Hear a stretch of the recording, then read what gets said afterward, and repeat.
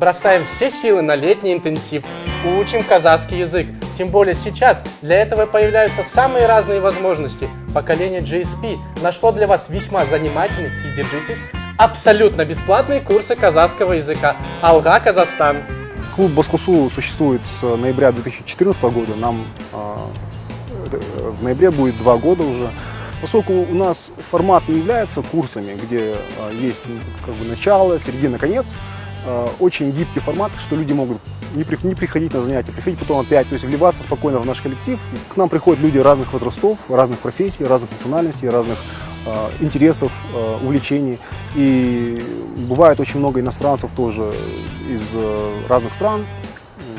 То есть у нас нет никакого общего ограничения в целом, но основная масса посетителей нашего клуба — это все-таки молодые профессионалы, то есть люди, которые на работе чувствуют потребность в знании казахского языка.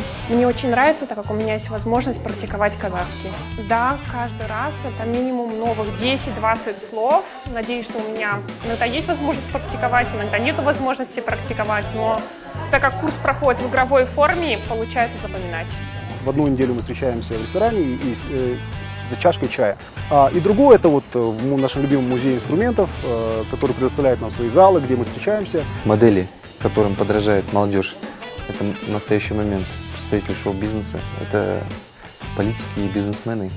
А помимо этого существует огромный массив различных специальностей, может быть незаметных, но очень важных, которые являются фундаментом этого общества. Наш труд, ваш труд, это все остается за кадром. И такие вещи нужно поднимать, преподносить в интересной такой упаковке.